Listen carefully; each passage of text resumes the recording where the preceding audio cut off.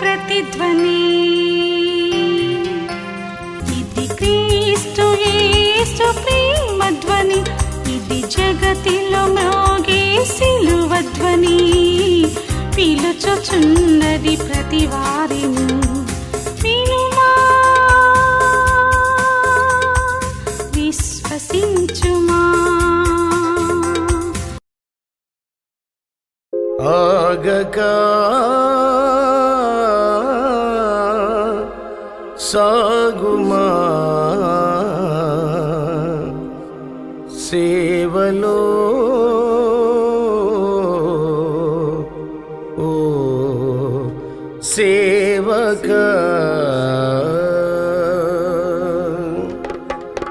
ఆగక సాగుమా సేవలో సేవక, ఆగక సాగుమా సేవలో సేవక, ప్రభువిచ్చిన పిలుపును మరువక మానక, మరువక మానక, ఆగక సాగుమా సేవలో సేవక.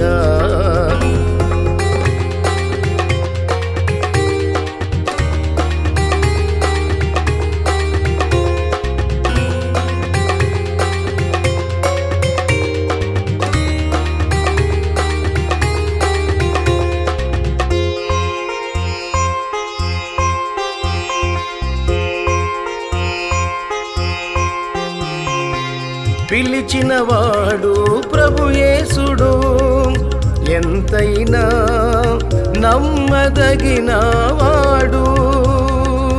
పిలిచినవాడు ప్రభు యేసుడు, ఎంతైనా నమ్మదగినవాడు.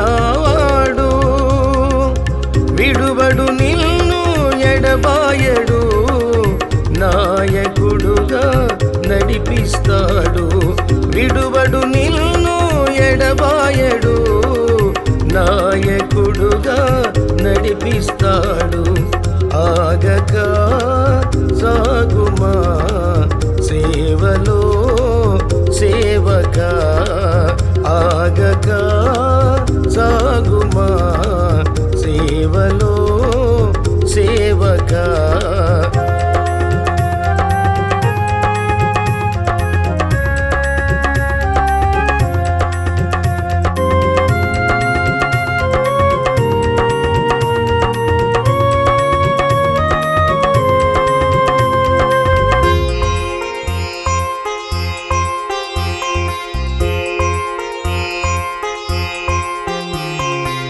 తెల్లబారిన పొలములు చూడు, కోత కోయను సిద్ధపడుము. తెల్లబారిన పొలములు చూడు, కోత కోయను సిద్ధపడుము. ఆత్మల రక్షణ భారముతో సిలువనెత్తుకొని సాగుము. ఆత్మల రక్షణ భారముతో సిలువనెత్తుకొని సాగుము. ఆగక సాగుమా సేవలో సేవక, ఆగక సాగుమా సేవలో సేవక, ప్రభువిచ్చిన పిలుపును మరువక మానక, మరువక మానక, ఆగక సాగుమా సేవలో సేవక, ఆగక సాగుమా సేవలో సేవక.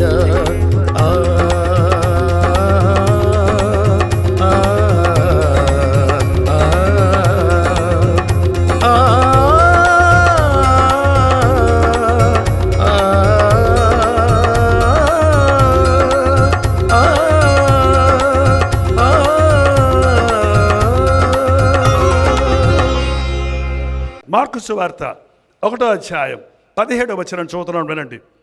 మార్కు సువార్త 1వ అధ్యాయము 17వ వచనం. యేసు, నా వెంబడి రండి, నేను మనుష్యులను పట్టు జాలరులుగా చేసేదనని వారితో చెప్పెను. యేసు ప్రభువు చెప్పిన మాట, నా వెంబడి రండి, నా వెంబడి రండి, నన్ను వెంబడించండి, ఫాలో మీ. అంతే, వేరేమి చెప్పటం లేదు ఆయన మనల్ని. నువ్వు డబ్బులు తీసుకోండిరా, నువ్వు ఆస్తులు తీసుకోండిరా, నువ్వు మూటలు మోసుకుంటారా, ఏమి లేదు. నీకు డిగ్రీ ఉందా, నువ్వు రాగలవా, నువ్వు క్వాలిఫైడా, ఏమి లేదు.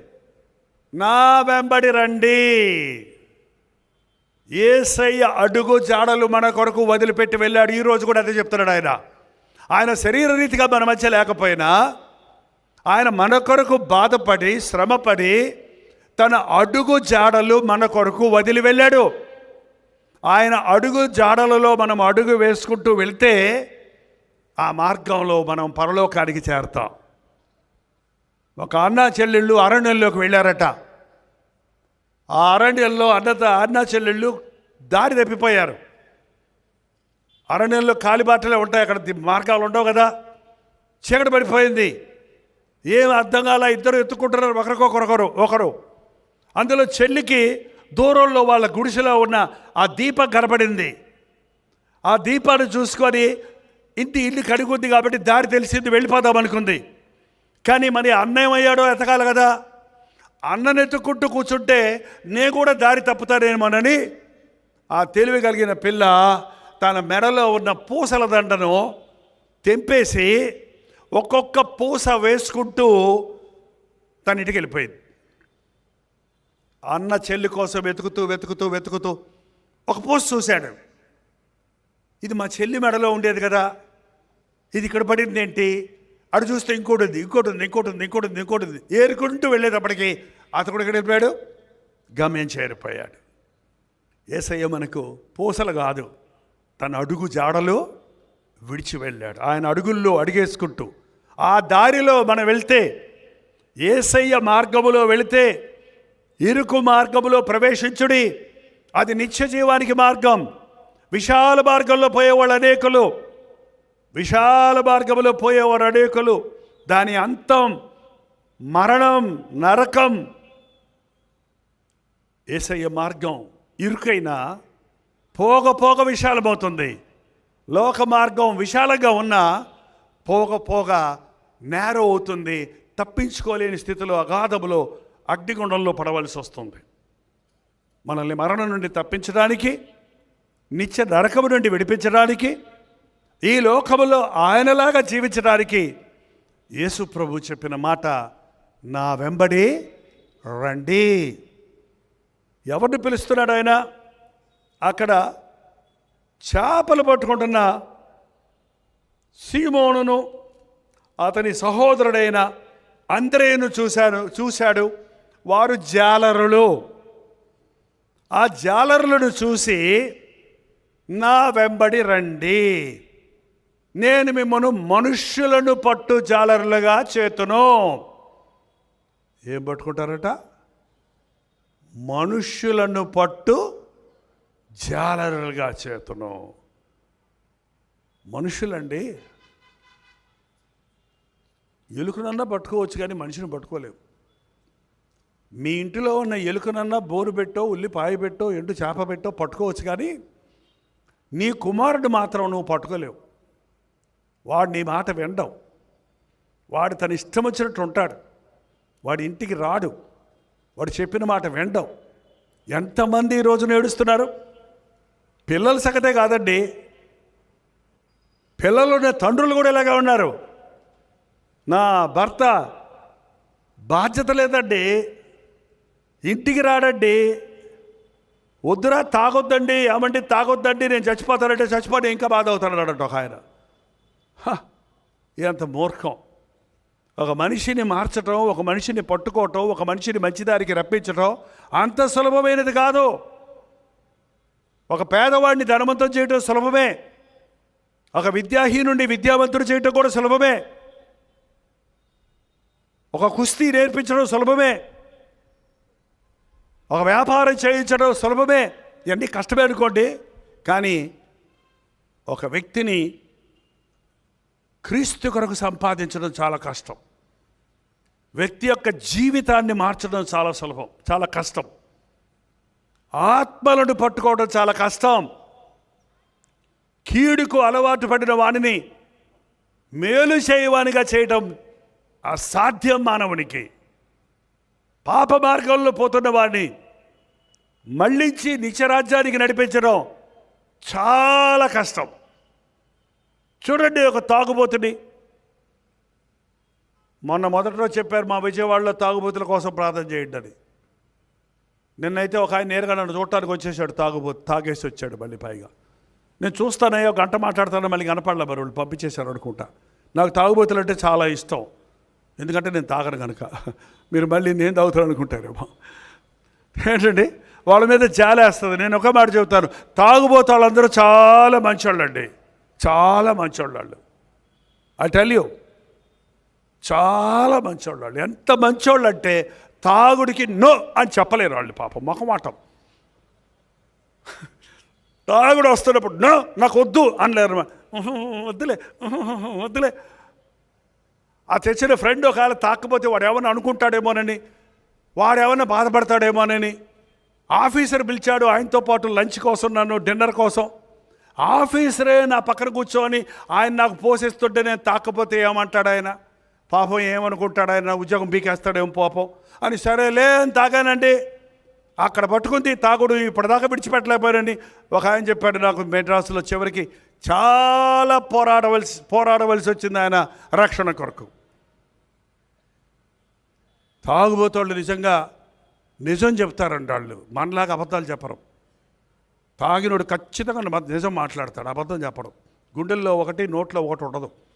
అందుకనే ఒక రహస్యాలు బయట పెట్టాలంటే వాళ్ళకి బాగా తాపిస్తుంటారంట కొంతమంది. త్రాగుడు, ద్రాక్షరసం ఎర్రగా ఉండక దాని వైపు చూడకో, అది కట్లపాము వలె కాటు వేస్తుంది. నన్ను కొట్టినను నాకు నొప్పి లేదంటది.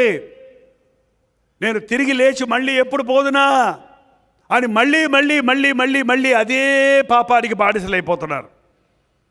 సామెతలు 23వ అధ్యాయం ఇంటికి వెళ్ళి చదవండి. ఇప్పుడు మన టైం లేదు కనుక నోట్ చేసి పెట్టుకోండి. పెన్ను కాగితం ఉంటే అవి ఉండవే. అంతా డిజిటల్ మీడియా.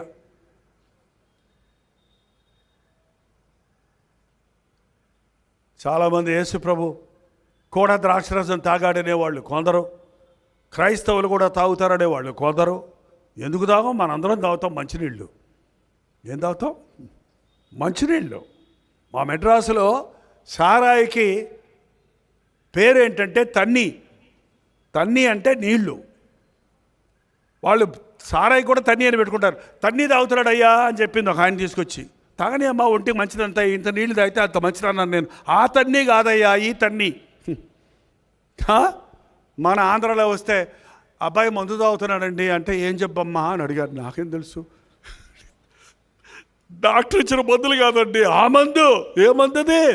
నాశనానికి తీసుకెళ్లే మందు, శరీరాన్ని కృషింపజేసే మందు. ఎంత అజ్ఞానం అండి! ఒక పాపానికి లోబడటం చాలా సులభం, పాపంలో నుంచి బయటికి రావటం చాలా కష్టం. పాపం నిన్ను ప్రేమతో పిలుచుకుంటుంది, ఆ తర్వాత నిన్ను పెనవేసి నిన్ను లాక్కుంటుంది. నువ్వు నో అని చెప్పడం నేర్చుకోవాలి నీ జీవితంలో. నిజ క్రైస్తవులు నో చెప్పడానికి భయపడకూడదు. దానియేలుకి పక్షపక్ష పరవాణం, రాజభోజనం వచ్చింది, ద్రాక్షరసం వచ్చింది. ఊరికే ఫ్రీ మీల్ నాకొద్దు, నా దేహం దేవుని ఆలయం, నా దేహాన్ని నేను అపవిత్రపరుచుకోను, నో చెప్పగలిగాడు.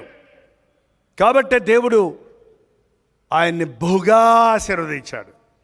బానిసగా పట్టబడి వెళ్ళబడిన దానియేలు ఆ దేశంలో ముఖ్యమంత్రి అయ్యాడు. ఆ దేశంలో అన్య రాజుల మధ్య ఉండి అన్యులైన రాజుల చేత దానియేలు దేవుడే దేవుడు అని చెప్పించగలిగిన స్థాయికి అతని సాక్ష్యం ఉంది. హల్లెలూయా. పాపము విడిచి పారిపో, ప్రభువు చెంతకు రా. పాపము నిన్నెప్పుడు హెచ్చించదు. పాపము నిన్ను హెచ్చిస్తుంది అనుకుంటే అది అజ్ఞానం. పాపము నిన్ను పాడు చేస్తుంది. నీ శరీరాన్ని, నీ భవిష్యత్తుని, నీ ఆరోగ్యాన్ని, నీ కుటుంబాన్ని, నీ బిడ్డల్ని, నీకున్న సమస్తమును నాశనం చేసేది పాపం. క్రీస్తు నిన్ను దీవిస్తాడు, ఆశీర్వదిస్తాడు, వర్ధిల్లింపజేస్తాడు. క్రీస్తుకు నీ జీవితాన్ని అప్పగించు. పాపానికి నో చెప్పు, యేసయ్యకు ఎస్ చెప్పు. అప్పుడు నీ జీవితం వర్ధిల్లుతుంది. నా వెంబడిరా, నాకేం తెలియదు అనక్కర్లా, నా వెంబడిరా, జస్ట్ ఫాలో మీ. యేసుప్రభుని నమ్ముకోవటం కష్టం అంటున్నారు. కష్టం కాదు. ఆయన చెప్పింది చెప్పినట్టు వింటే అంతకంటే సులభమైన భక్తి ఇంకొకటి ఏది లేదు. ఆయన చెప్పిన మాటలతో నిండిన పరిశుద్ధ గ్రంథం నువ్వు చదివితే ఆయన మార్గాలు నువ్వు తెలుసుకుంటావు, ఆయన చిత్తము నువ్వు ఎరుగుతావు. ఆయనలాగా నువ్వు దీవించి అనేకులకు దీవెనకరంగా మారతావు. నా వెంబడిరా, నేను మిమ్మును మనుష్యులను పట్టు జాలరులుగా చేతును. ఆ పిలుపుకు నేను లోబడ్డాను. నాకు అర్థం కాకపోయినా లోబడ్డాను. నా దేవుడు చెప్పే మాటలు నాకు అర్థం అవ్వక్కర్లేదండి. ఎప్పుడు దేవుడిని శోధించకండి. దేవుడు ఒక వాగ్దానం ఇస్తే నిరూపించు అని అడగాల్సిన అవసరం లేదు. ఆ తోమలాగా మేమందరము చూసామయ్యా, ప్రభు పునరుద్ధరుడయ్యాడు అంటే నేను వేలి గాయాలలో వేలు పెట్టి చూస్తేనే కానీ నేను నమ్మను అన్నాడు. నువ్వు నమ్మకపోతే పోరా, 11 మంది నమ్మారు కదా అని ఊరుకున్నాడు ప్రభు. ఎంత ప్రేమ కలిగిన దేవుడండి. నువ్వు ఎన్నిసార్లు చిరాకు పడ్డా, నువ్వు ఎన్నిసార్లు యేసయ్యను వద్దనుకున్నా, నువ్వెన్నిసార్లు ప్రభు పిలుపును నిర్లక్ష్యం చేసి నీ సొంత మార్గంలో పోతున్నా, నీ నాశన మార్గంలో పోతున్నా, నీ జీవితాన్ని వ్యర్థపరుచుకుంటున్నా, నిన్ను విడిచిపెట్టడు యేసయ్య. నీకోసం ప్రాణం పెట్టినవాడు ఆయన. ఏ ఒక్కడూ రక్షించకూడదని ఆశపడినవాడు ఆయన. నీ వెంట పడుతూనే ఉన్నాడు. ఆయన నీ వెనక పరిగెడుతూనే ఉన్నాడు. చాలామంది యేసు ప్రేమను ఎరగటం లేదు. కారణం నీ ముందేదో పెట్టుకొని చూస్తున్నావే కానీ నీ వెంట పడిన ప్రభు వైపు చూడటం లేదు. రిపెంట్, మారు మనసు. పశ్చాత్తాపం అంటే అర్థం ఏంటి? రిపెంట్ అనే మాటకు అర్థం ఏంటంటే టర్న్ బ్యాక్, వెనక్కి తిరుగు. నీ మూర్ఖ మార్గాన్ని విడిచిపెట్టి, నీ తప్పుడు మార్గాన్ని విడిచిపెట్టి, నీ దురభ్యాసాలను విడిచిపెట్టి, నీ సొంత ఆలోచనలు విడిచిపెట్టి నీ వెనుక ప్రభు చేతులు చాచి సిద్ధంగా ఉన్నాడు. లోబడనొల్లని వారి వైపు దినమంతా ఆయన చేతులు చాచి ఉన్నాడు. నా వెంబడిరా, నేను మనుషులను పట్టు జాలరులుగా చేస్తాను. 1971 సంవత్సరం దేవుని పిలుపుకు లోబడి జూలై 15వ తారీఖు నేను చెప్పాను కదా, చెన్నై వెళ్ళాను. చెన్నైలో తమిళ్ ఏంటో మనకు తెలియదు. ఇప్పుడు టీవీలు వచ్చాయి కాబట్టి మనకు కొంచెం భాష అర్థం కాకపోయినా ఎలా ఉంటుందో తెలుసు కనీసం. కానీ అప్పుడు తమిళ్ ఎలాగుంటుంది, మలయాళం ఎలాగుంటుంది, కన్నడ ఎలా ఉంటుంది అని తెలియదు అసలు మనకి. అలాంటి సమయంలో అక్కడికి పోయినప్పుడు ఏం అర్థం కాల. అక్కడికి వెళ్ళి ఒక్క మాట తమిళ్ రాదు. ఇక్కడ ఏం సేవ చేస్తాను, ఇక్కడ ఎలా బైబిల్ ట్రైనింగ్లో, బైబిల్ కాలేజీలో ఇంగ్లీష్లో లెసన్స్ చెప్పేవారు. బట్ బయటకు వెళ్తే పనికిరాదు, ఏం చెప్పలేం, మాట్లాడలేం. ఏం చేయాలి ప్రభా, సేవకు పిలిచావు, 1 నెల అయిపోయింది, 2 నెలలు అయిపోయింది. సేవ చేయాలంటే మందిరం తోడటమా, మందిరంలో చెట్లకు నీళ్లు పోయటమా, బైబిల్ చదవటమా, అంతేనా? ఆత్మలు రక్షించాలి కదా. తెలుగు వాళ్ళు ఎక్కడ ఉంటారని కొంచెం ఎంక్వైరీ చేశాను.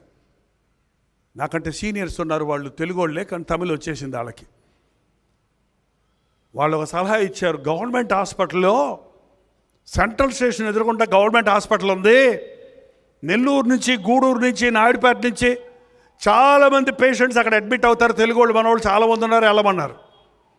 హాస్పిటల్కి బయలుదేరానంటే విజిటింగ్ అవర్స్లో బయలుదేరా. తెలుగు మాట్లాడుకునే వాళ్ళ దగ్గర ఆగి ఏమైందమ్మా అంటే అదే బాబాయ్ అదే బాబాయ్ వాళ్ళు చెప్పుకొని మొదలెట్టారు. ప్రార్థన చేయమంటారా యేసునామంలో? చెయ్యి బాబాయ్. అలాగ బెడ్ దగ్గరికి వెళ్ళి ప్రార్థనలు చేయటం మొదలుపెట్టాను. కొన్ని రోజుల్లో వాళ్ళల్లో చాలామందికి నేనే నాకు ఎవరు లేరా, ఎవరు మీ విజిటర్ హెల్ప్ ఎవరు వచ్చారంటే ఎవరు రాలేదే అని ఒక్కడనే అంటే వాళ్ళ కోసం ఒక యాపిల్ పట్టు పట్టుకెళ్ళి ఒక అట్టిపట్టు పట్టుకెళ్ళి అంతకంటే డబ్బులు ఉండేవి కావు, నాకు ఉండేవి కావు. అది పట్టుకెళ్ళి వాళ్ళకి ఇచ్చి వాళ్ళ కోసం ప్రార్థన చేస్తూ వాళ్ళని ఆదరించినప్పుడు వాళ్ళలో కొంతమంది డిశ్చార్జ్ అయ్యి వెళ్ళిపోయారని రెండో రోజు వెళ్ళేటప్పుడు ఉండేవాళ్ళు కాదు. అక్కడ ప్రార్థన దేవుడు ఆలకించాడు. అది నా మొదటి మినిస్ట్రీ. అందరితో సంతోషం అవ్వలేదు. ఇంకా ఎక్కడున్నారు, తెలుగు వాళ్ళు ఉన్నారట కదా చెన్నైలో, అక్కడక్కడ కోడంబాకంలో ఏవిఎం స్టూడియో దగ్గర ఉన్నారు అని చెబితే అక్కడికి బయలుదేరారు. నేను ఇంకో 2-3 బ్రదర్సం కలిసి తెలుగు వాళ్ళు ఎక్కడున్నారు అడగటం మొదలుపెట్టాను. 3వ తెరువుకెళ్ళు, 4వ తెరువుకెళ్ళు అంటే 4వ వీధిలో ఉన్నారు, 5వ వీధిలో ఉన్నారంటే ఎత్తుకుంటూ పోతే తెలుగుడు ఎవడో తమిళోడు ఎవడో ఎడతెలుస్తుంది నోరిపితే. కానీ ఒక స్థలంలోకి వెళ్ళేటప్పటికి పచ్చి బూతులు మాట్లాడుకుంటున్నారు. మన తెలుగు బూతులు ప్రభు నమ్ముకున్నాక బూతులు వినడానికి నా చెవులు అదిరిపోయాయి. కానీ ఆ రోజు మాత్రం చాలా సంతోషం అనిపించింది. మన తెలుగు రాయ్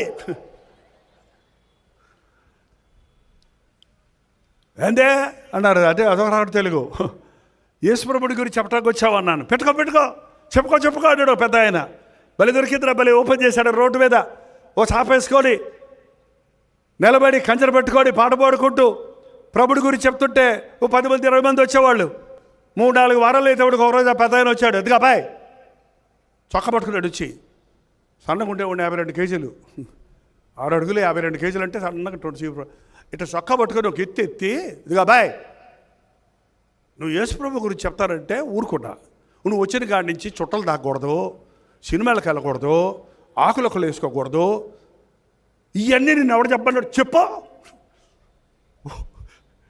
ఇట్లాంటి మాటలు చెప్పావంటే కాళ్ళు ఎరగొడతాడు అన్నాడు. అవును నాయన. సరే దులుపుకొని బైబిల్ కాలేజీకి వెళ్ళి ప్రభా పెద్ద ఆయన మార్చయ్యా, ఆ స్థలంలో నీ కార్యం జరిగించయ్యా. తాగుబోతలను తాగున్నాడు, ఫుల్గా తాగినోడు.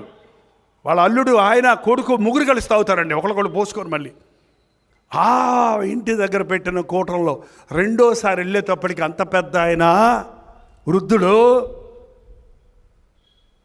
నన్ను కాళ్ళు ఎరగొడతానన్నాడు. నా కాళ్ళ మీద పడి లిటరల్గా క్షమించయ్యా అంటుంటే నాకు ఆశ్చర్యం వేసింది. దేవుడు ఎలాగో తన కార్యాలు జరిగిస్తాడు. ఆ తాగుబోతు మారాడు, వాళ్ళ అల్లుడు మారాడు, వారి కుమారుడు మారారు, వారి కుటుంబాలు మారాయి. అక్కడ ఒక సేవ ఈ రోజు వరకు విజయరాఘపురంలో సేవ జరుగుతుందండి. అక్కడ వాళ్ళ పిల్లలు దీవించబడుతున్నారు. ఇలాగ ప్రథమ దినాలలో ఇంకా చాలా ఉన్నాయి చెప్పాలంటే. 16 స్థలాలు తిరిగాను మెడ్రాస్లో. ఇలా చేసుకుంటూ ఒక 10 సంవత్సరాలు సేవ చేసిన తర్వాత 9 సంవత్సరాలు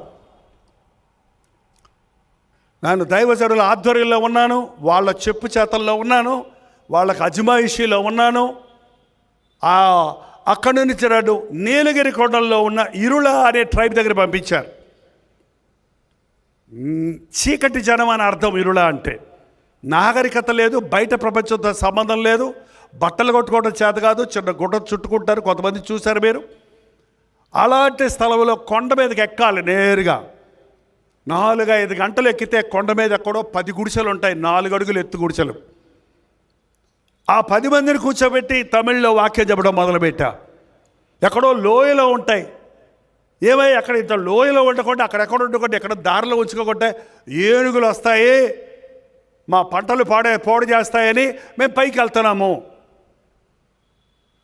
గంటలు నడిచి చీకటి పడితే నడవడం కుదరదు. ఎలిఫెంట్స్ ఉంటాయి, చీమలు, తేళ్ళు, చీమలు అలాగా ఉంటాయి తేళ్ళు ఇంట్లో ఆ స్థలంలో, పాములు, బైసన్స్, ఎలుగుబంట్లు. పగలే వెళ్ళాలి, కాలి పడితే వెళ్ళాలి. కొందరు దారి తెప్పేసి అరణ్యంలో తిరుగుతూనే ఉండేవారు. నేను నాతో పాటు ఇంకో 2 బ్రదర్స్. గవర్నమెంట్ కూడా సెన్సస్ తీసుకొని 40 కుగ్రామాలని, హ్యామ్లెట్స్ని కనిపెట్టి ఆ స్థలంలో ఉన్నారని ప్రభుత్వంకే తెలియదు. అలాంటి వారిని వెతికి అక్కడికి వెళ్ళి సువార్త చెప్పినప్పుడు ఈ రోజున ఆ ఇరుళ జాతి వారిలో అనేకులు ప్రభువు నమ్ముకున్నారు. అప్పుడు అక్కడున్న యవ్వనస్తులు ఈరోజు రక్షించబడి వారి జాతి వారికి వారే పాస్టర్లుగా ఉన్నారండి. అప్పటికి నాకు 30 సంవత్సరాల వయసు వచ్చింది. త్వరగా చెప్పేస్తున్నాను. 30 ఏళ్ళు వచ్చిందంటే ఏమవ్వాలండి?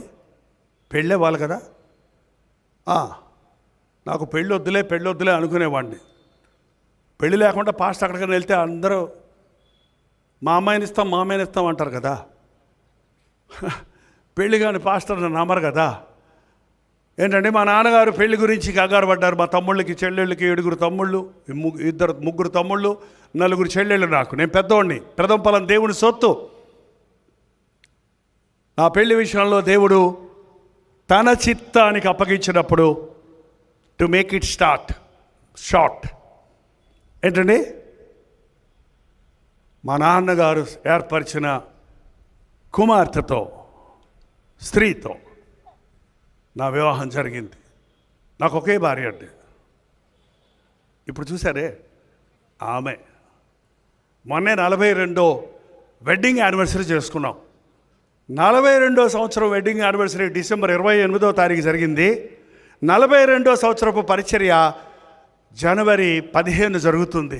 అంటే మా పెళ్లి జరిగిన 17 రోజులకి మేము ఇద్దరు కలిసి కల్వరీ ఇవాంజలికల్ ఫెలోషిప్ ప్రారంభమైంది. ఎవ్వరు లేరు, మేమిద్దరమే. ఆ కాపువరం అనే చిన్న గ్రామంలో, దేవుడు చూపించిన గ్రామంలో ప్రారంభించాం. చాలామంది అనుకున్నారు, అందరూ పల్లెటూరు నుంచి చెన్నై వెళ్తుంటే, సిటీస్కి వెళ్తుంటే, ఈయనేంద్ర మెడ్రాస్ వదిలిపెట్టి పల్లెటూరుకు వచ్చాడని నన్ను ఎగతాళి చేశారు మా బంధువులే. మావయ్య నీకేం బుద్ధి ఉందా, బుద్ధి లేదా? ఇక్కడ ఉంటే నువ్వేమైపోతావు? మా కజిన్ బ్రదర్ ఒకడున్నాడు.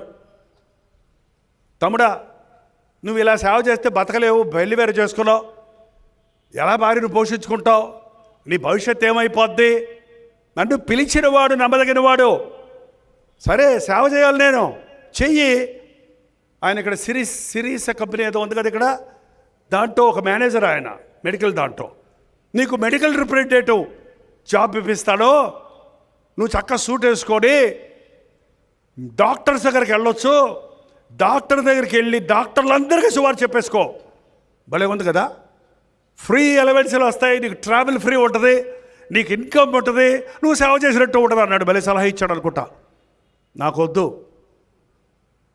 నన్ను చూడలేకపోయారు వాళ్ళు. ఓ చిన్న గుడిసెలో ఉండటం, పుట్టిన దగ్గర నుంచి నేను ఎప్పుడు గుడిసెలో ఉండాలా, నా భార్య ఎప్పుడు గుడిసెలో ఉండాలా. మాకు సొంత ఇల్లు కాకినాడలో మాకున్నాయి, రామచంద్రపురంలో వాళ్ళకున్నాయి, బలభద్రపురంలో వాళ్ళకున్నాయి. కానీ క్రీస్తు నిమిత్తం గుడిసెలోకి వచ్చాం. గుడిసెలో ఉన్నోడు గొప్పోడు అయిపోయాడు అంటారు కొంతమంది. గుడిసెలో ఉన్నాడు గొప్పోడు కాదు. గొప్పోడు గుడిసెకు వస్తే గుడిసెలో నుంచి గొప్పతనం చేస్తాడు, ఉన్నదానికంటే ఎక్కువ చేస్తాడు దేవుడు. నీ సమస్తం విడిచిపెట్టిరా.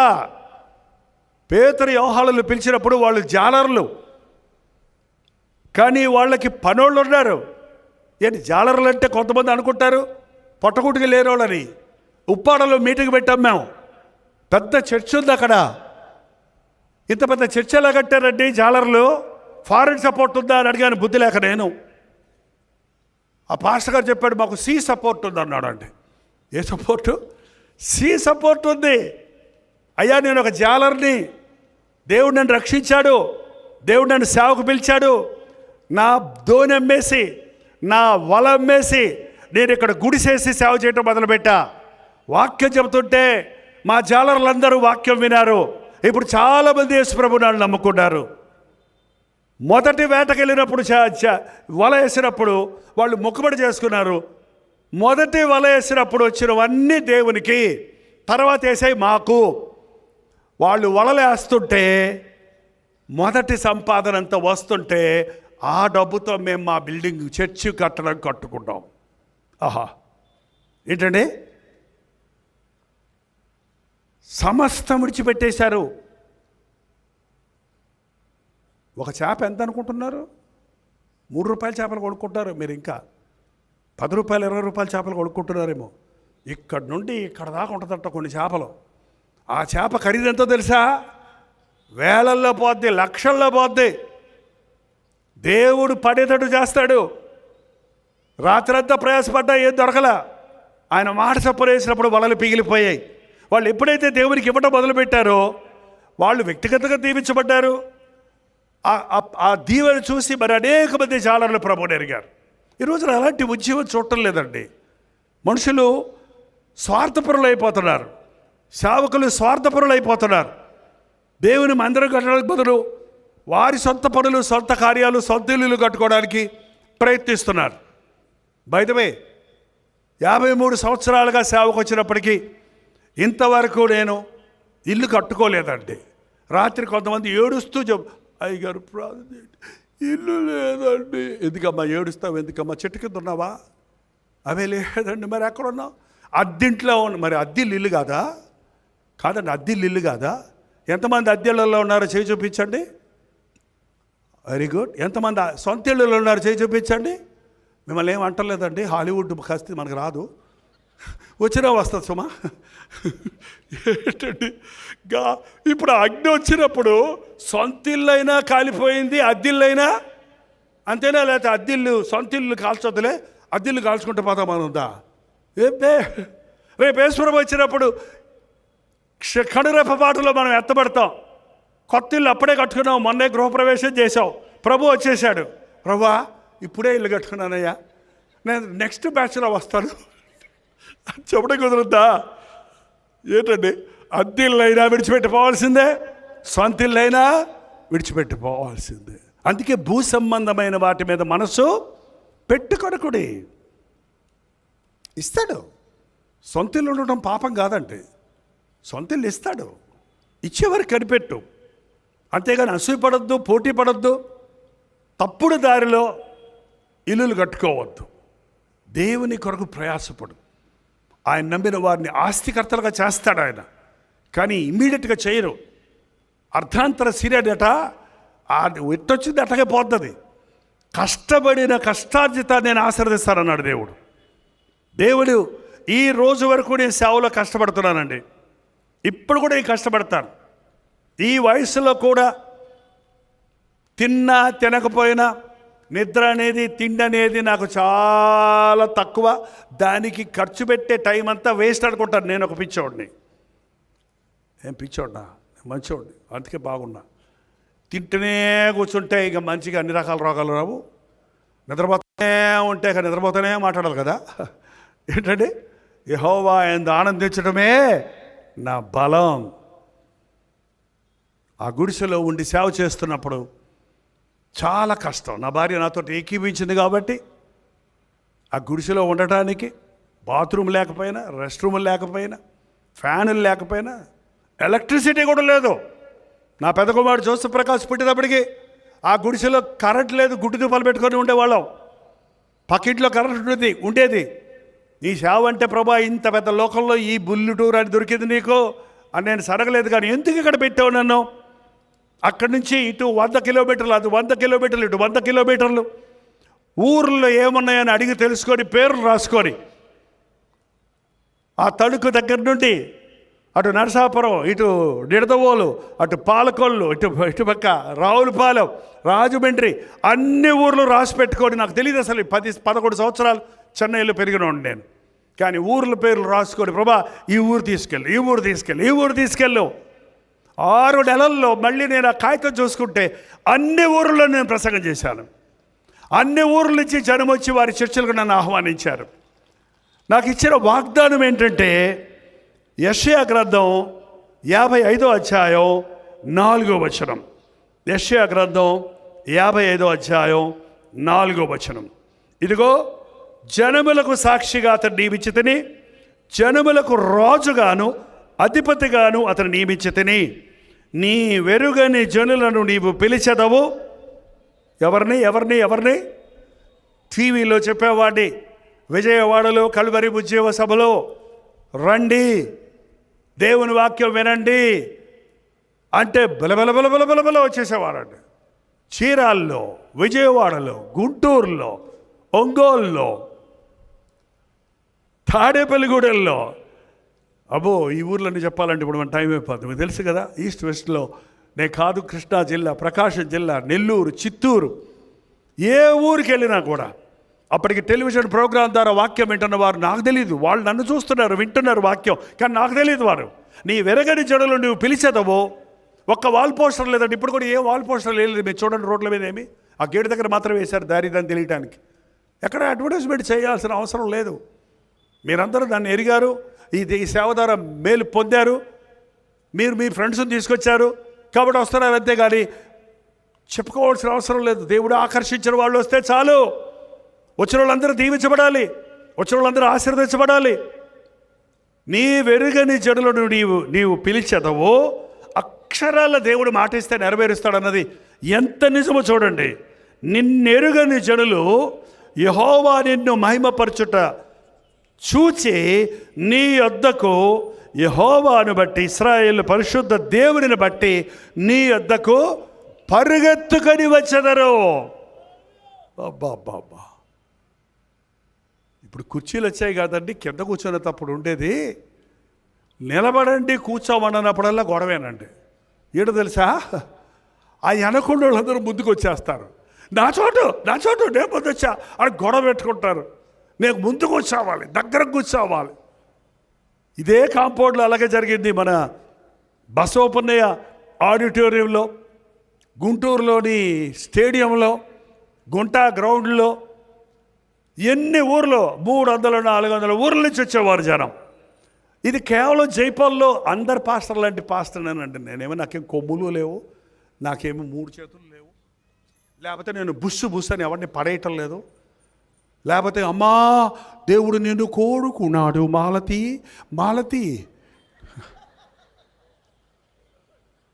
ఇలాంటి గిమ్మిక్కులు దమ్మత్తులు ఏమి లేవు.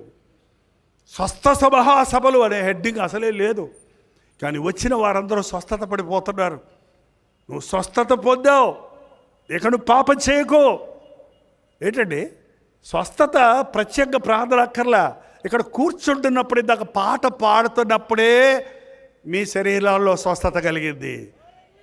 కావాలంటే రేపు వెళ్ళి మెడికల్ చెకప్ చేసుకోండి. మీ బీపీ తగ్గి ఉండకపోతే అడగండి. మళ్ళీ ఉంది అని భయపడుతూ చూసుకుంటే ఖచ్చితంగా ఉంటుంది. నా యేసయ్య నన్ను స్వస్థపరిచాడని విశ్వాసంతో చూసుకోవయ్యా డాక్టర్, నాకు రాదయ్యా అని చెప్పండి. నిన్ను స్వస్థపరిచే యెహోవాను నేనే. పాస్టర్లు కాదండి మనల్ని స్వస్థపరిచేది. పరిగెత్తుకొని ప్రజలు వస్తున్నారంటే జైపాల్ కోసం రావటం లేదు. నీ దేవుడైన యెహోవాను బట్టి, ఇశ్రాయేలుల దేవునిని బట్టి, యేసు నామమును బట్టి నీ యొద్దకు పరిగెత్తుకొని వచ్చెదరు. లిటరల్గా ఇది నెరవేరుతుందండి. బట్ ఇది నెరవేరడానికి more than 10 years పట్టింది. నేను కాపువరంలో సేవ ప్రారంభించాక ఫస్ట్ 10 yearsలో ప్రబలం అవ్వలేదు నేను ఎవరికి.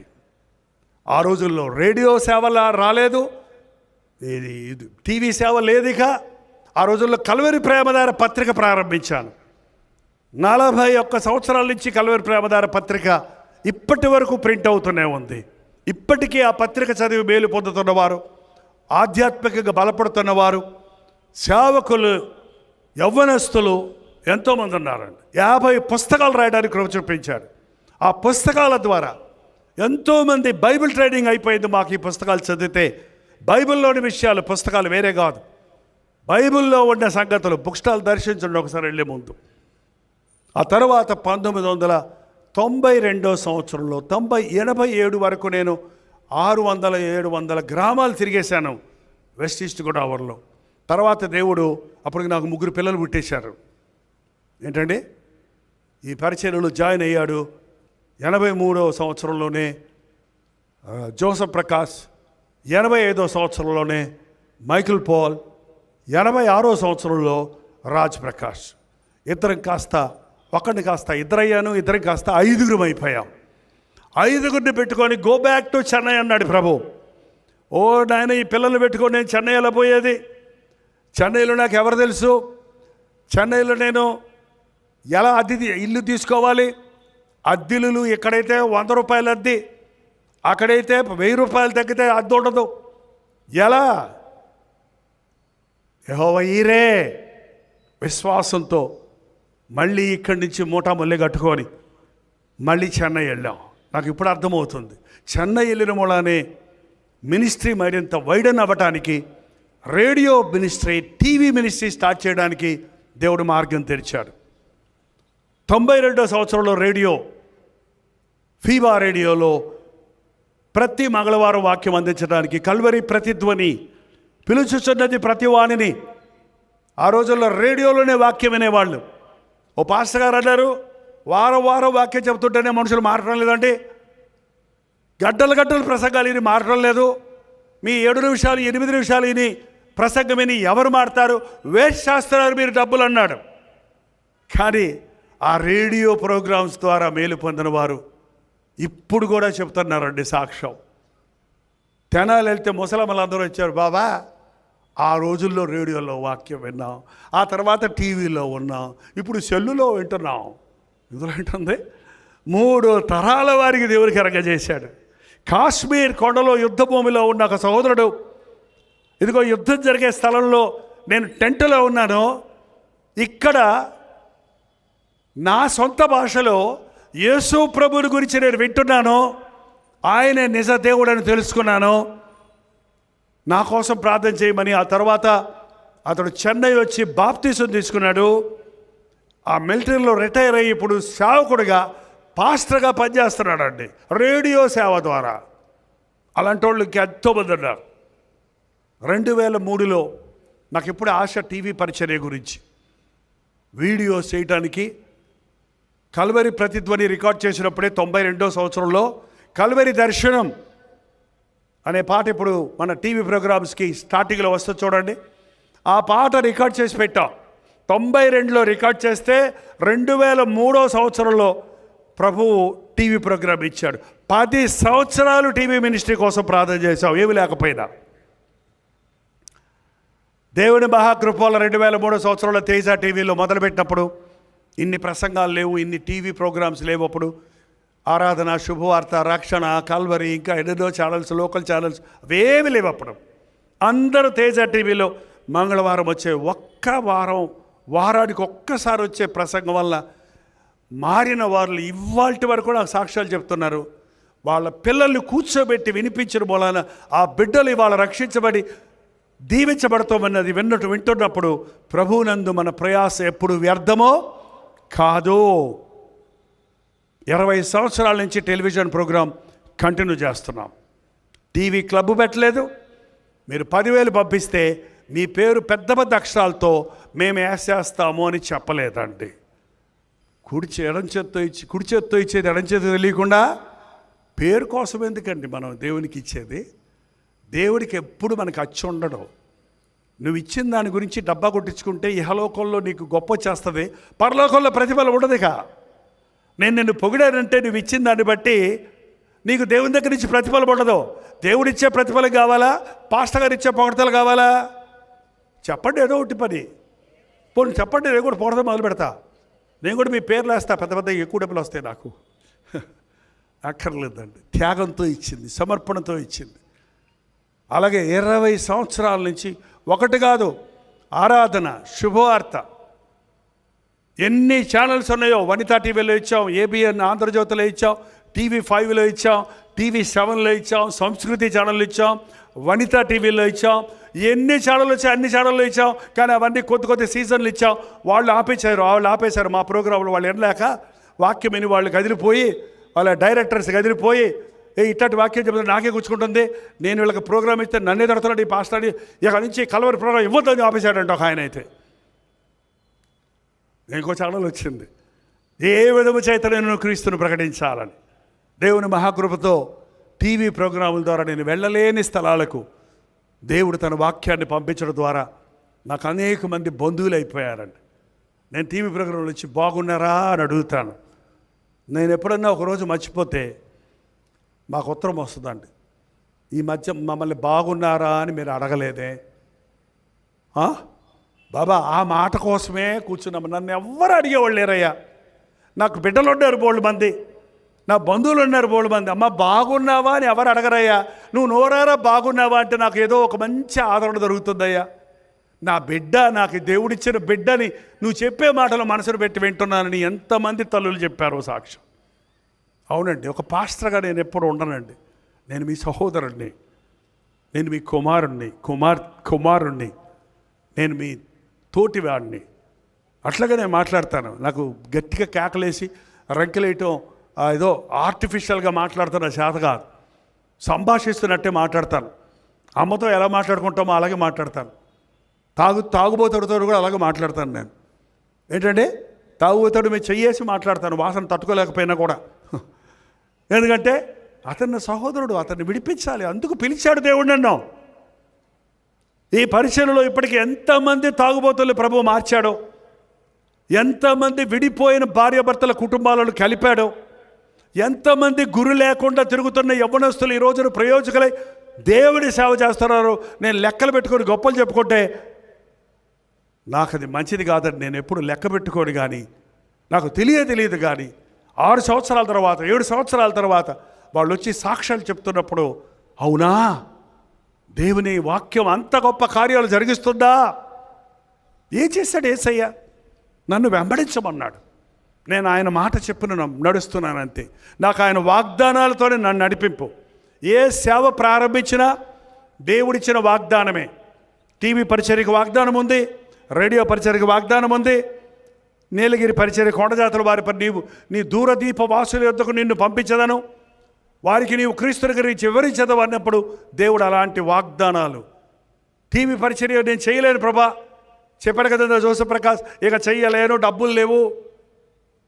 నేను ఒక 10 ప్రోగ్రాంలు ఇస్తే అందరూ డబ్బులు పంపించేస్తారు, మిగిలిన చేయొచ్చు అనుకుంటే 10 ప్రోగ్రాంలు ఎన్నోళ్ళు, అయ్యారు మాకు టీవీ పంపించండి అని ఒకళ్ళు, మేము చర్చి కట్టుకుంటున్నాం సహాయం చేయండి అని ఒకళ్ళు, మా చాలా పేదరికంలో ఉన్నాం మా అప్పులు తీరేటట్టు ప్రార్థన చేయండి అని చాలామంది చెప్తుంటే, వీళ్ళే అప్పుల్లో ఉంటే వీళ్ళేం పంపిస్తారు? ఇంకా నేనెట టీవీ చేసేది? 30,000 ఒక టీవీ ప్రోగ్రాం, 30 నిమిషాలకు నిమిషానికి 1,000 రూపాయలు ఎగిరిపోతుందే. ప్రభు అన్నాడు, వాగ్దానం ఇచ్చాడు, పొందగోరు వాళ్ళైనను ప్రయాసపడు వారి వాళ్ళైనను కాక ఇది నా వలన కలుగును అన్న మాట ఇచ్చాడండి.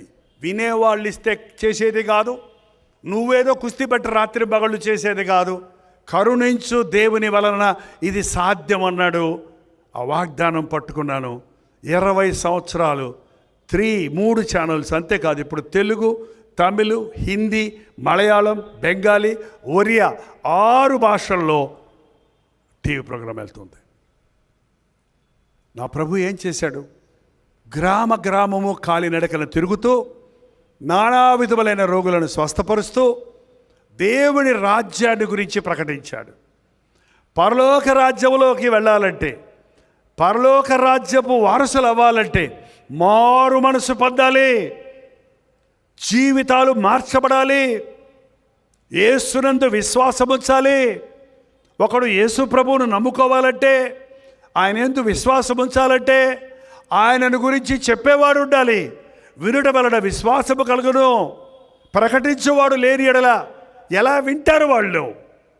యేసు వైపు, రక్షకుడైన క్రీస్తు వైపు ఆత్మలను నడిపించడమే నిజమైన క్రైస్తవ సేవ.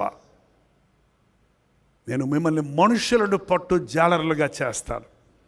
ఎంతమంది ఈ రోజున ఈ పరిచర్యలో క్రీస్తు యేసు చేత పట్టబడ్డారో నేను లెక్కలేసుకోలేదు. కానీ ఒకవేళ ఇక్కడ ఎవరైనా ఉంటే టీవీ ప్రోగ్రామ్స్ ద్వారా, టీవీలో వాక్యం ద్వారా, సోషల్ మీడియా వాక్యం ద్వారా, సభలలో వాక్యం ద్వారా మేము రక్షించబడ్డాము అన్నవాళ్ళు ఉంటే ఒక్కసారి మీ చేయి చూపిస్తారా?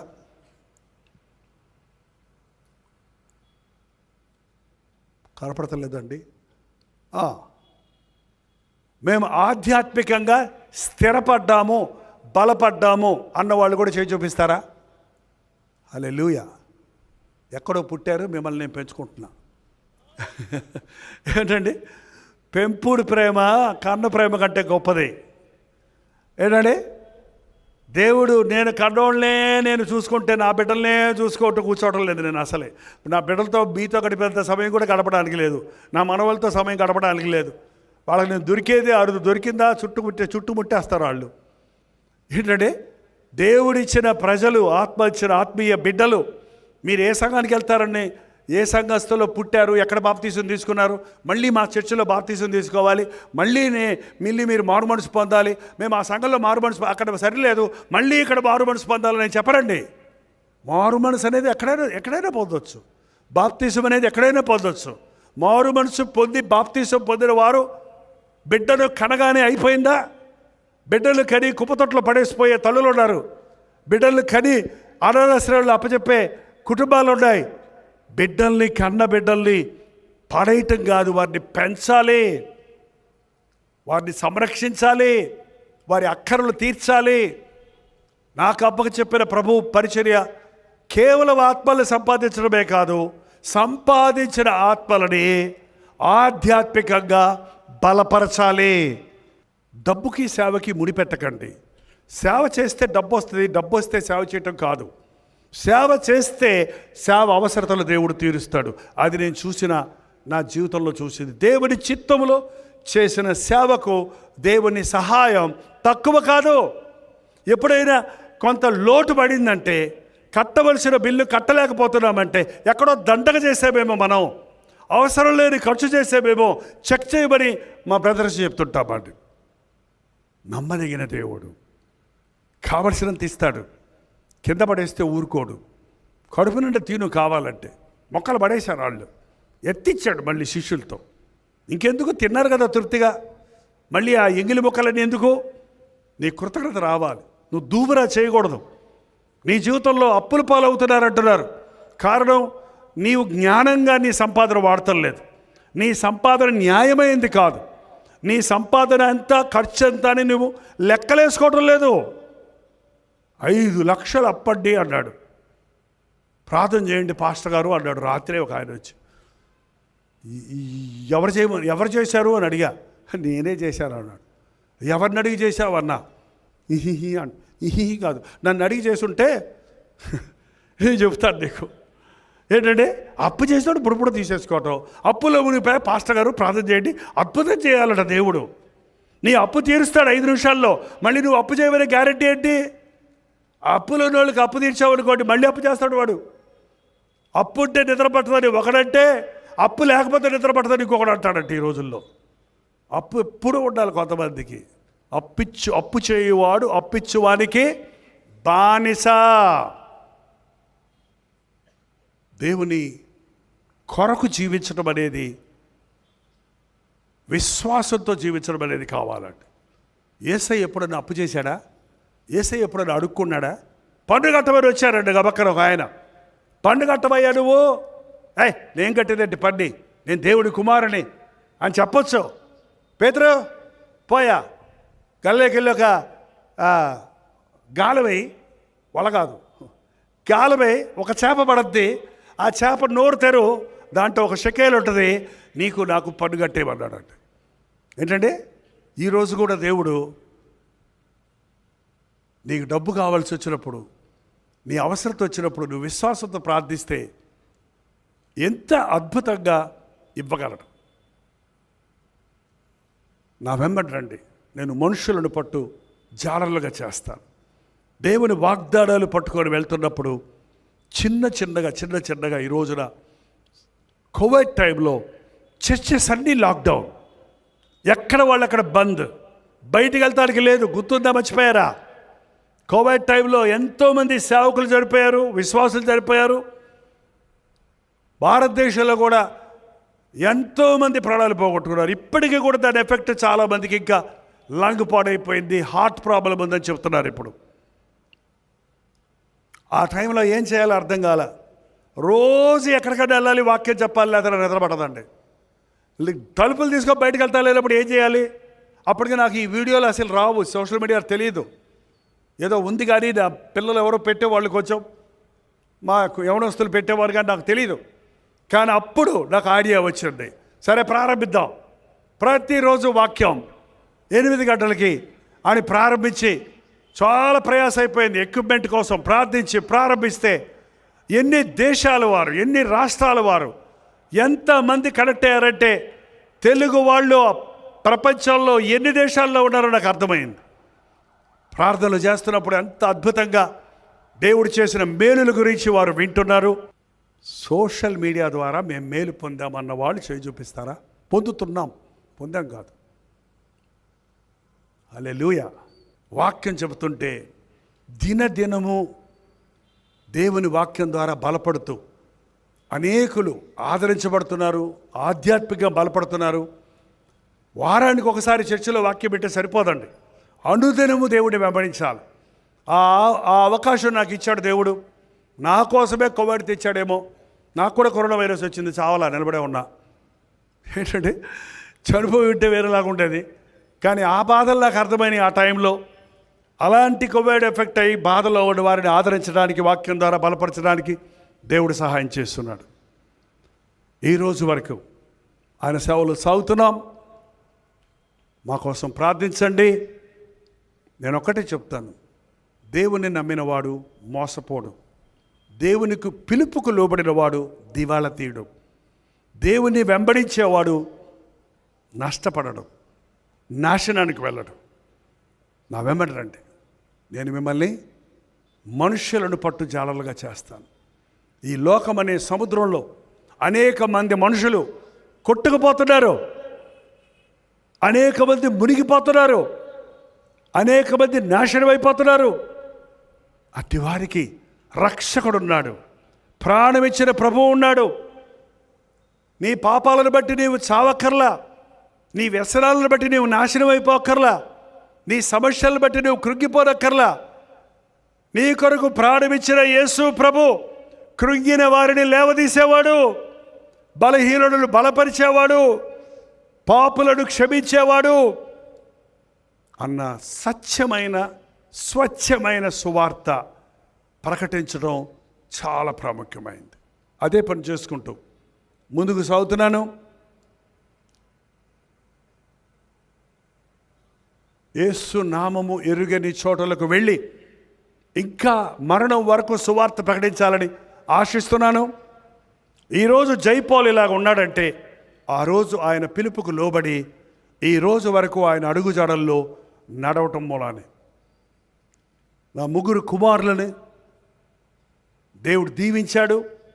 వారిని దేవుని యొక్క భయభక్తులతో పెంచుకోవడానికి, పోరాటాల్లో వారి పక్షంలో ఉండి పోరాడి వారిని ఈ రోజున సేవకులుగా స్థిరపడి సేవలో సాగుతున్నప్పుడు ఒక వ్యక్తి చేసిన గొప్ప కార్యం ఏదైనా ఉందంటే నీ బిడ్డలను దేవుని కొరకు పెంచటం అండి. తల్లిదండ్రులారా, మీరు ఎంత సంపాదించినా, మీ బిడ్డలను ఎంత చదివించినా, మీ కుటుంబాల్లో ఎంత ప్రాస్పారిటీ చూసినా, నీ బిడ్డలు యోగ్యులు అవ్వకపోతే, రక్షించబడకపోతే, దేవుని కొరకు వాడబడకపోతే నీవు ఓడిపోయినోడివే. ప్రతి వారు మీ బిడ్డల కొరకు ప్రార్థించండి. తండ్రులారా, మీ బిడ్డల కొరకు ప్రార్థించండి. తల్లులారా, మీ పసిబిడ్డల కొరకు ప్రార్థించండి. మీ బిడ్డల కొరకు ప్రార్థించండి. రానున్న ఉగ్రత అతి సమీపంగా ఉంది, ఆలస్యం లేదిక. కళ్ళకు కట్టినట్టుగా ప్రభువు రాకడ సూచనలు కనబడుతున్నాయి. సునామీ ఉందట మాకు చెన్నైలో. ఉందో లేదో బెదిరింపులో ఉంది, వచ్చిపోయింది, చూపించాడు. సునామీ అంటే సముద్రంలో భూకంపాలు కలుగుతాయి, ప్రకృతి వైపరీత్యాలు కలుగుతాయి. ఎవ్వడు ఊహించనటువంటి ఆ అగ్ని, ఇవన్నీ సూచనలు. అతి త్వరలో యేసయ్య రాబోతున్నాడు. ఏ ఒక్కడు నశించకూడదని ప్రభు చెప్పున్నాడు.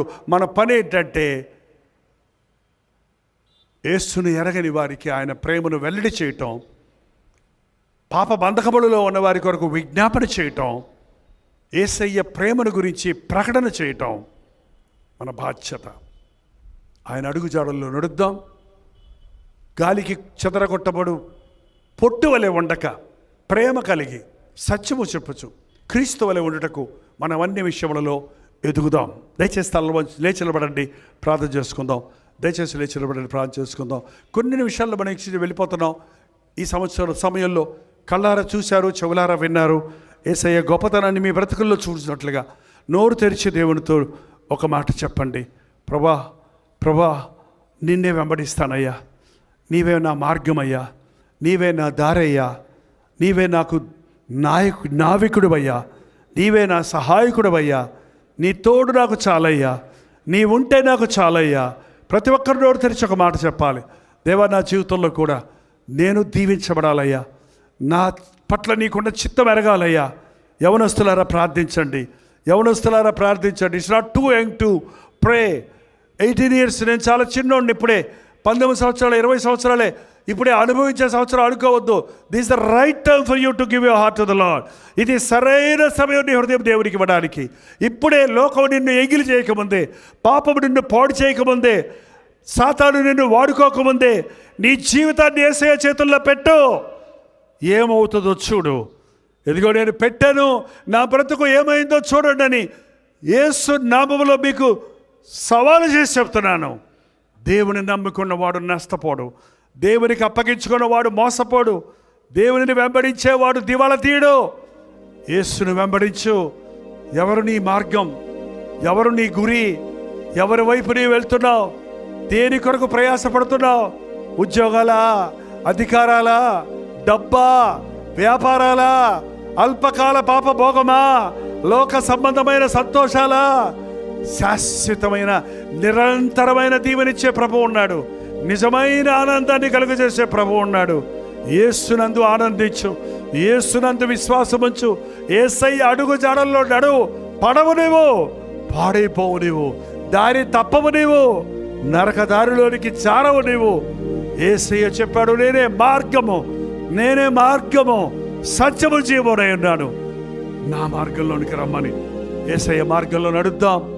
ఈ లోకంలో ఆయన సాక్షులుగా బ్రతుకుదాం, ఆయన నామాన్ని మహిమపరుద్దాం. యేసుతో ఉండటం భాగ్యం. ఏ అక్కరున్నా, ఏ కొరతున్నా, ఏ బాధ ఉన్నా ఆయన తీర్చేవాడిగా ఉన్నాడు. నాకు మొర్రపెట్టు, నేను ఉత్తరం ఇస్తానన్న ప్రభు.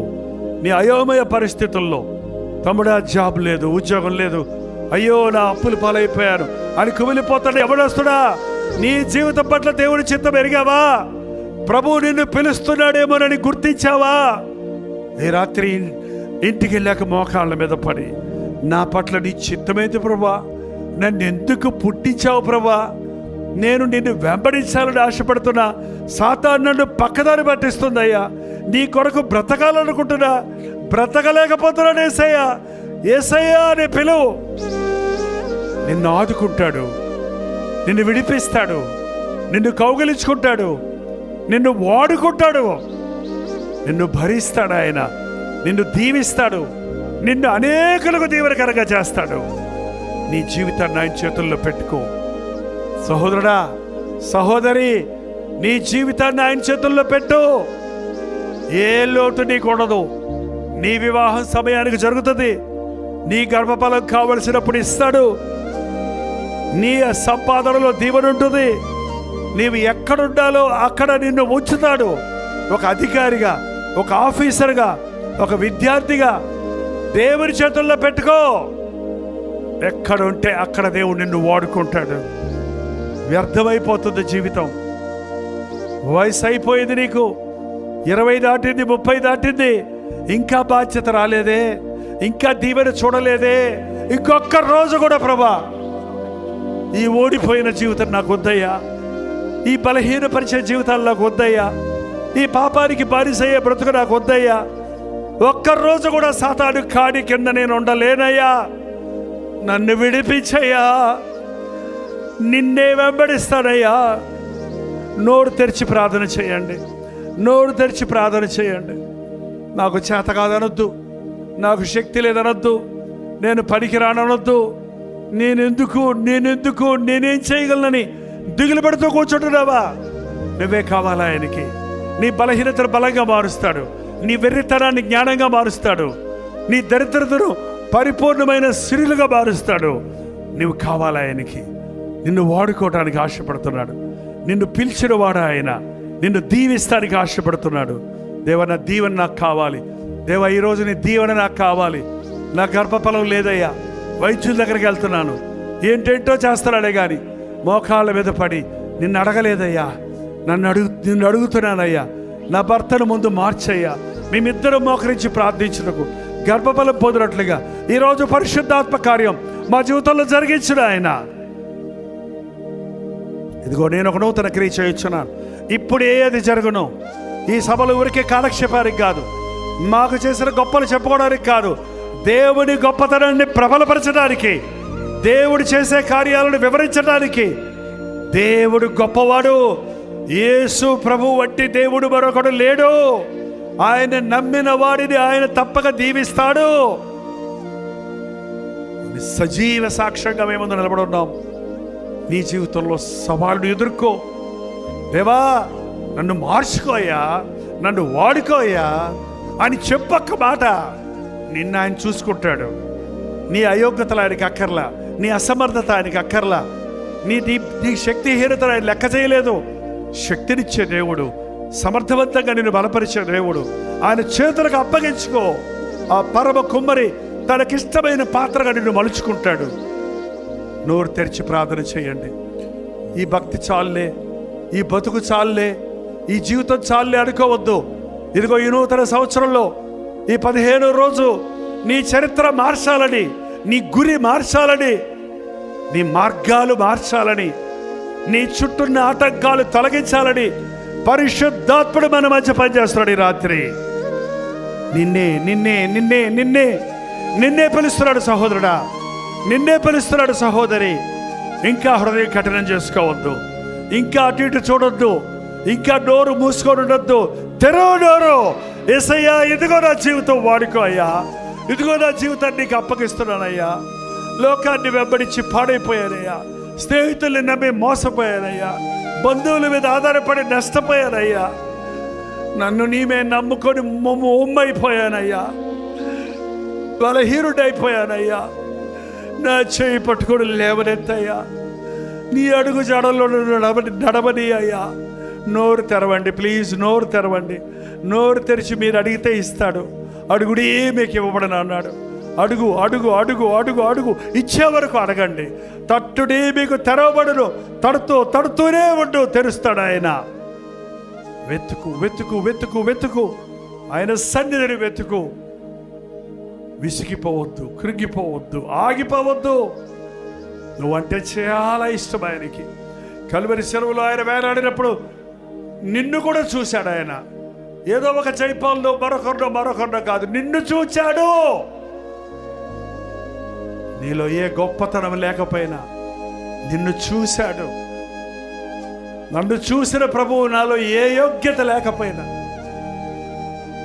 నన్ను ఆయన ప్రణాళికలో స్థిరపరచుకున్నాడు. నిన్ను స్థిరపరచాలని ఆశిస్తున్నాడు. ఈ రాత్రి ఇక్కడ నీ అవనస్తుల్ని బతిమిలాడుకుంటున్నానండి. ప్లీజ్ ఇంకొక రోజు కూడా యేసయ్య లేకుండా మీరు జీవితం సాగనివ్వద్దు. ఇప్పటికే ఎంతో నష్టపోయారు. ఇప్పటికే మీ జీవితంలో గమ్యం లేకుండా తిరుగుతున్నారు. పుట్టి కన్నవారికి భారంగా మిగిలిపోయారు. నీ అంతటా నీవు ఏమీ సాధించలేక కృంగిపోతున్నావు. కానీ యేసు వైపు చూడు. నీ చేతి ఆయన చేతుల్లో పెట్టు. నీ బతుకును ఆయనకు అప్పగించు. ఆయన చూసుకుంటాడు. ఆయన నిన్ను చూసుకుంటాడు. నీ తల్లిదండ్రుల కంటే బాగా చూసుకుంటాడు. నీవు ఆశించిన స్థాయి కంటే ఉన్నతమైన స్థాయిలో నిన్ను నిలబడతాడు. నోరు తెరవండి పెద్దలు, నోరు తెరవండి. దేవుని పిలుపుంది పిలుపుంది పిలుపుంది అంటూనే జీవితాన్ని గడిపేస్తున్నావు సహోదరుడా. సేవ చేయాలుంది అనుకుంటూనే ఇంకా నీ ఊపిలోనే ఉంటున్నావు. దేవుడు పిలిస్తే వెంటనే లోబడు, ధన్యుడు అవుతావు. పరిపూర్ణమైన దేవుడి ప్రణాళికలు నీ మధ్య నెరవేరుతాయి. ఒకవేళ నిన్ను ఉద్యోగస్తుడిగా ఉండాలంటే, ఒకవేళ నీవు ఒక అధికారిగా ఉండాలంటే, ఒక కంపెనీ యజమానిగా ఉండాలంటే, ఒక ఆఫీసర్గా ఉండాలంటే ఉండు. నీ ఉన్న చోట యేసయ్యను మహిమపరచు. నెహెమ్యాలాగా రాజమందిరంలో ఉన్న దేవుని బిడ్డల గురించి భారం కలిగినట్లు, దానియేలు వలె ముఖ్యమంత్రి అయిన ఇశ్రాయేలు జనాంగం కొరకు కన్నీరు గార్చినట్లు అధికార స్థితుల్లో నీవు దేవుని ప్రతినిధిగా బ్రతుకు. నీవు ఒక స్టూడెంట్గా ఉంటే చదువయ్యాక సేవకు వస్తానంటాం కాదు, చదువుతున్నప్పుడే దేవుని సాక్షిగా నిలబడు. నీ కాలేజ్ మేట్స్ దగ్గర, నీ హాస్టల్ మేట్స్ దగ్గర నీ బ్రతుకులో క్రీస్తును చూసినట్లు బ్రతుకు. నీ ఒక సాక్షిగా ఉండు. నీవెక్కడున్నావు అక్కడ నేను యేసయ్య సొత్తు, నన్ను ఆయన విలువ పెట్టి కొన్నాడు అన్నది గుర్తుపెట్టుకో. మీరు మీ సొత్తు కాదు. బాప్తీసం పొందామంటున్నావు, రక్షించబడ్డానంటున్నావు.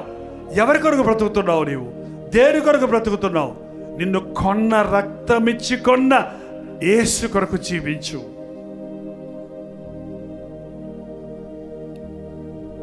యేసును నమ్మిన వారు ఎప్పుడు నష్టపోరు.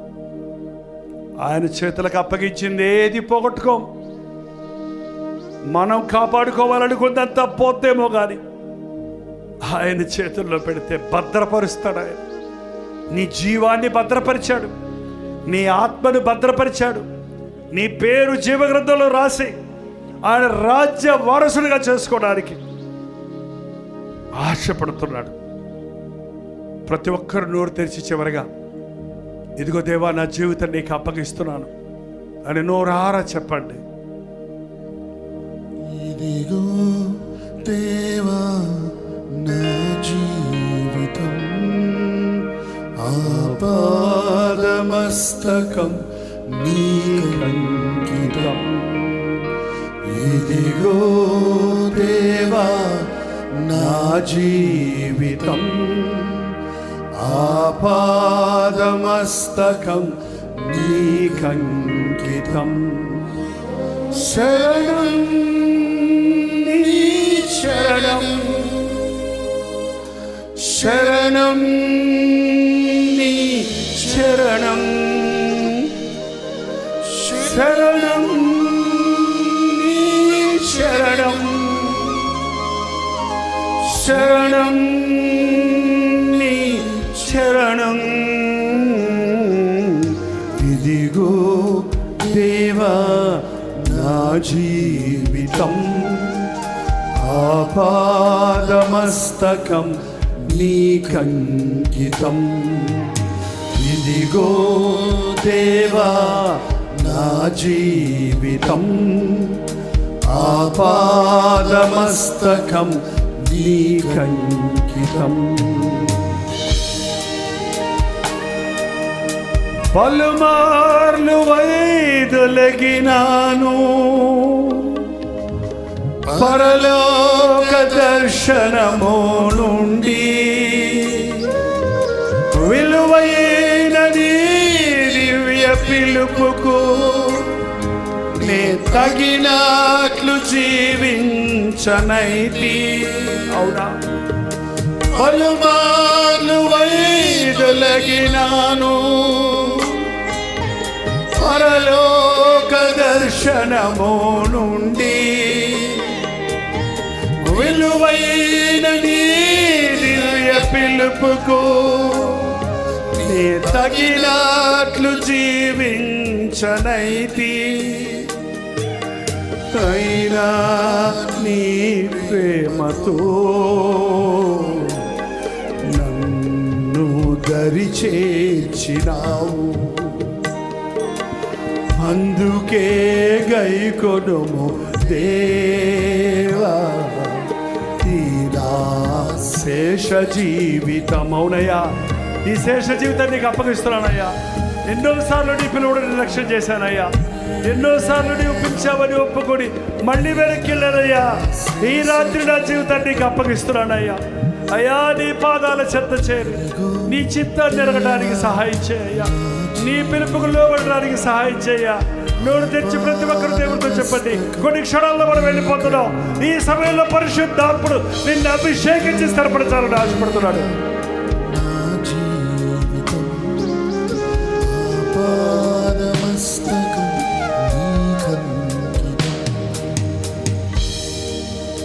నీ పాదముల చెంత చేరి నీ చిత్తంబునే నెరుగ నేర్పు, నీ హృదయ భారంబును సగి ప్రార్థించి పని చేయనిమ్మో. నీ పాదముల చెంత చేరి నీ చిత్తంబునే నెరుగ నేర్పు, నీ హృదయ భారంబును సగి ప్రార్థించి పని చేయనిమ్మో. ఆగిపోక సాగిపో ప్రియసుతో నిగ పని చేయనిమ్మో.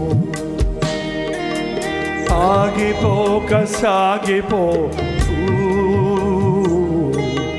ప్రియసుతునిగా పని చేయని అందరూ ప్రార్థనగా పడతామండి. ప్రభుకు నిజంగా అప్పచెప్పుకోండి. సాక్షిగా ప్రభువా నన్నుండనిమ్ము, ప్రతి చోట నీ సాక్షిగా ప్రభువా నన్నుండనిమ్ము. అందరూ ఇదిగో దేవా, ఇదిగో దేవా నా జీవితం, ఆపాదమస్తకం నీకంకితం. ఇదిగో దేవా నా జీవితం, ఆపాదమస్తకం నీకంకితం. శరణం నీ చరణం, శరణం నీ చరణం, శరణం నీ చరణం, శరణం నీ చరణం. ఇదిగో దేవా నా జీవితం, ఆపాదమస్తకం నీకంకితం, ఆపాదమస్తకం నీకంకితం, ఆపాదమస్తకం నీకంకితం. అవునయ్యా, నా జీవితాన్ని అప్పగిస్తున్నానయ్యా. నీ చిత్తంలో నేను బ్రతుకుతానయ్యా. నిన్నే వెంబడిస్తానయ్యా. నీ అడుగు జాడలను అనుసరిస్తానయ్యా.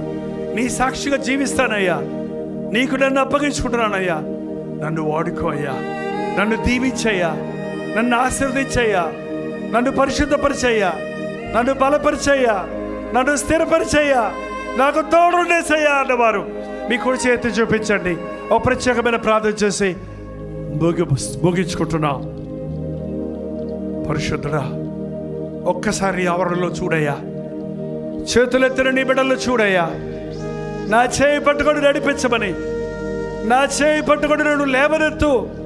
నేను ఎక్కలేనంత ఎత్తైన కొండకు నన్ను ఎక్కించయ్యా.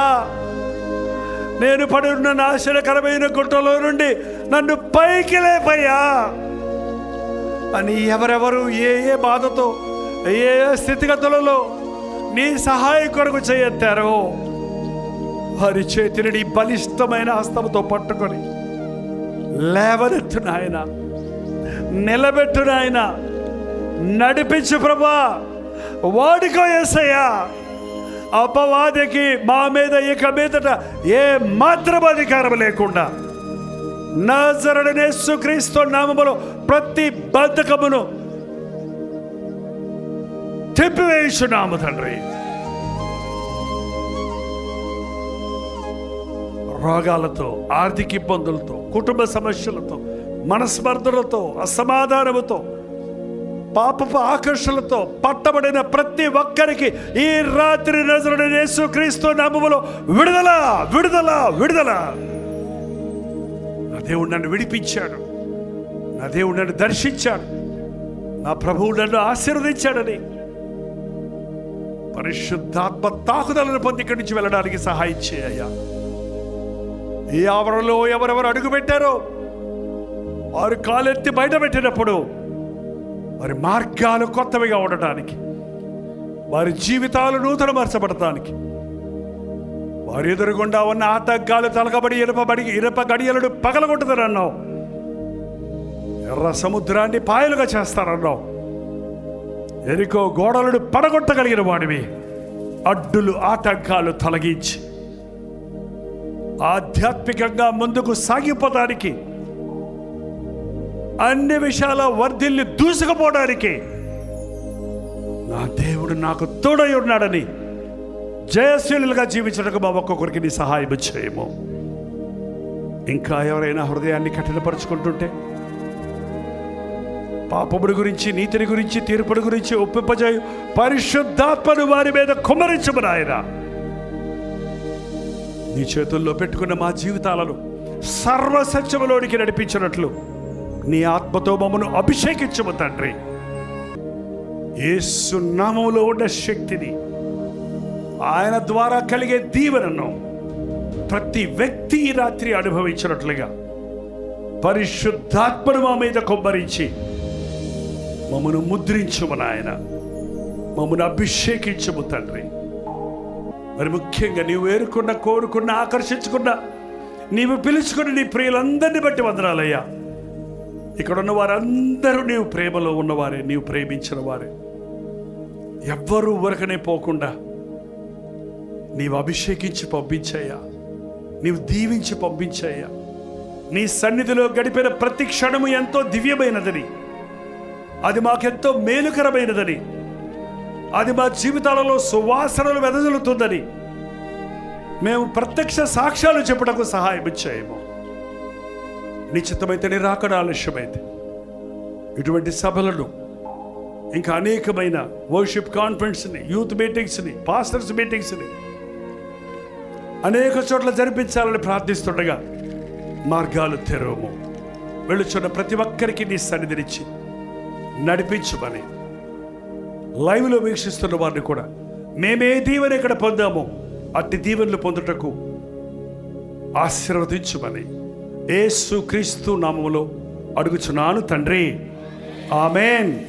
మన తండ్రి అయిన దేవుని యొక్క ప్రేమయు, కుమారుడైన క్రీస్తు యొక్క కృపయు, ఆదరణకర్త అయిన పరిశుద్ధాత్మ యొక్క సహవాసమును కూడి వచ్చిన మనందరికీ ఇప్పుడును సదాకాలమును తోడై ఉండను గాక.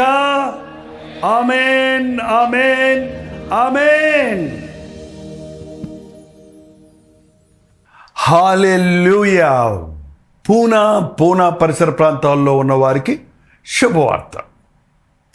ప్రభుచిత్తమైతే ఈ జనవరి 26వ తారీఖు రిపబ్లిక్ డే సందర్భంగా హాలిడే ఉంది కనుక ప్రభు అయిన యేసుక్రీస్తు నామములో మనందరము కూడి ఆయన్ని ఆరాధించటానికి, ఆయన వాక్యాన్ని ధ్యానించటానికి ఒక ప్రత్యేకమైన గెట్ టుగెదర్ను పూనాలో జనవరి 26వ తారీఖున ఏర్పాటు చేస్తున్నాం.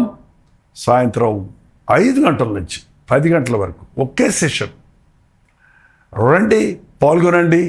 హిందీ వారు, తమిళ వారు, తెలుగు వారు, ఈవెన్ మలయాళం ఆర్ కన్నడ భాషలో మాట్లాడే వారందరికీ ప్రేమతో ఆహ్వానిస్తున్నాం.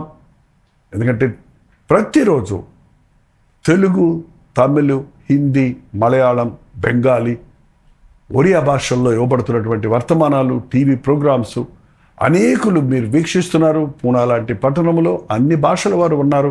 మీ అందరి కొరకు అన్ని భాషల వారిని, అన్ని జాతుల వారిని ప్రభు తన రక్తం ఇచ్చి కొన్నాడు కనుక మనందరం ఏకముగా కూడి దేవుణ్ణి మహింపరచడానికి, దేవుడు చేసిన మేళ్లను గురించి ఆయన్ని ఘనపరచడానికి, దేవుని వాక్యాన్ని నేర్చుకొని ప్రభు రాకడ కొరకు సిద్ధపరచడానికి ప్రత్యేకమైన 1 డే గెట్ టుగెదర్ను జనవరి 26వ తారీఖున ఏర్పాటు చేస్తున్నాం. రండి, మీ స్నేహితుల్ని, బంధువుల్ని, ఫ్రెండ్స్ని కూడా ఆహ్వానించండి. మిమ్మల్ని వ్యక్తిగతంగా చూడటానికి, మీ కొరకు ప్రార్థించడానికి కూడా నేను సిద్ధంగా ఉంటాను. రండి, పాల్గొనండి, దైవాశీర్వాదాలు పొందండి. చిన్నగా గమనించండి, YMCA international centre, new Rastapeth, near quarter gate, Poona. మరిన్ని వివరాలు కావాలంటే ఈ కింద పడినటువంటి ఫోన్ నెంబర్కి మీరు కాల్ చేయొచ్చు, వాట్సాప్ మెసేజ్ పెట్టచ్చు. రండి, పాల్గొనండి, దైవాశీర్వాదాలు పొందండి.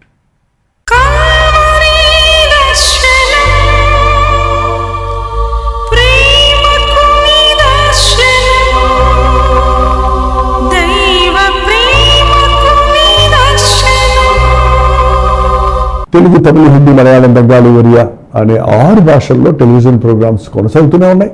భారతమైన పరిచయంలో మీరు సహకరించాలని ఆశిస్తే, ప్రభు మిమ్మల్ని ప్రేరేపిస్తే మీ విరాళాలు, కానుకలు పంపించవచ్చు. అవి నేరుగా టీవీ ఛానల్స్కి వెళ్తే అందులో ఏది మేము మా సొంత ఖర్చుల కొరకు ముట్టుకోవట్లేదు, వేరే పరిచయ కొరకు ముట్టుకోవట్లేదు. టెలివిజన్ పరిచయలో ఇంకా సువార్త వినని వారికి అది అందించాలని ఆశతో 20 సంవత్సరాలుగా కొనసాగుతున్న పరిచయం కొరకు ప్రార్థించండి, ఈ సహకారాన్ని అందించండి. ఈ విషయంలో మీకు ఇంకా వివరాలు కావాలంటే 89393939 అనే నెంబర్కి మార్నింగ్ 10 నుంచి ఈవినింగ్ 10 లోపల మీరు ఫోన్ చేయండి, వివరాలు మీకు తెలియజేస్తాం.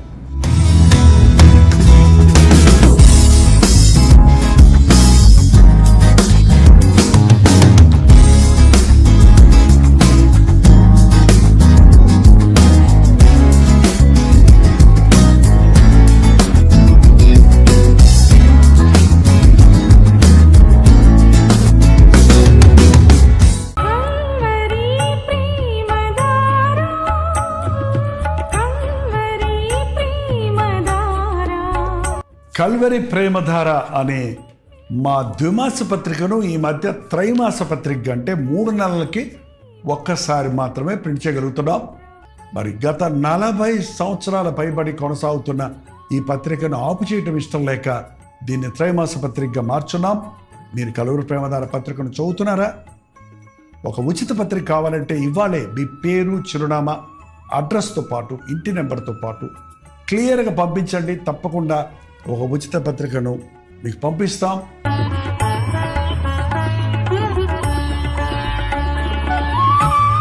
కల్వరి ప్రేమధార, కల్వరి ప్రేమధార, కల్వరి ప్రేమధార, కల్వరి ప్రేమధార.